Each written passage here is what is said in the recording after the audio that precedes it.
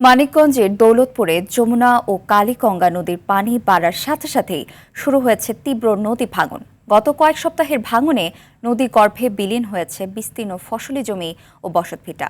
তীব্র ঝুঁকির মুখে পড়েছে বিভিন্ন শিক্ষা প্রতিষ্ঠান ও সরকারি রাস্তাসহ বিস্তীর্ণ জনপদ। ভাঙন আতঙ্কে দিন পার করছেন স্থানীয় বাসিন্দারা। মানিকগঞ্জ দৌলতপুর সংবাদদাতার তথ্যচিত্রে আরও জানাচ্ছেন লিওন আসাদ।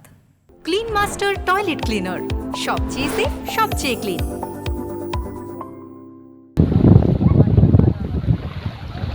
বর্ষার শুরুতে মানিকগঞ্জের দৌলতপুর উপজেলার নদী তীরবর্তী এলাকাগুলোতে শুরু হয়েছে তীব্র ভাঙন। যমুনা ও কালীগঙ্গার ভাঙনে মুহূর্তেই নদী গর্ভে তলিয়ে যাচ্ছে বিঘার পর বিঘা ফসলি জমি আর মাথা গোজার শেষ আশ্রয়। এছাড়া ভাঙনের মুখে পড়েছে এলাকার গুরুত্বপূর্ণ শিক্ষা প্রতিষ্ঠান।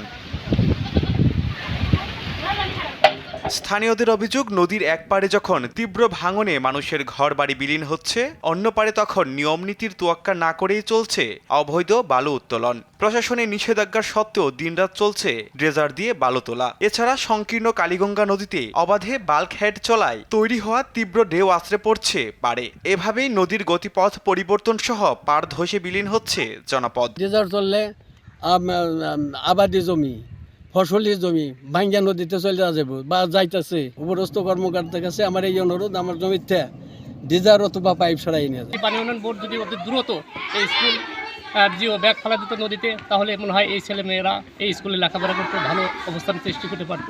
বিদ্যালয়টি যদি রক্ষা করা হয় দ্রুত, নদী ভাঙন রোধ করে, তাহলে কচিকাঁচা শিক্ষার্থীদের পড়াশোনাটা ভালো হবে। নদী ভাঙন রোধে বড় প্রকল্পের পরিকল্পনা রয়েছে বলে জানান এই কর্মকর্তা। প্রতি বছরই কিছু কাজ করে থাকি জিও ব্যাগ এবং জিও টিউবের মাধ্যমে, এবং সেই আলোকে ভিত্তি করে আমরা অতি ঝুঁকিপূর্ণ স্থানগুলো চিহ্নিত করেছি এবং সেখানে আমরা অবশ্যই প্রয়োজনীয় পদক্ষেপ গ্রহণ করি এবং সেইগুলোর যেন নদীগর্ভে বিলীন না হয়ে যায় সেজন্য আমাদের ফিজিবিলিটি স্টাডি করে আমাদের বড় প্রকল্প গ্রহণ করতে হবে। তবে নিঃস্ব হওয়া মানুষের দাবি কোনো সাময়িক ত্রাণ নয়, তারা চান ভাঙন রোধে স্থায়ী ও টেকসই বাঁধ।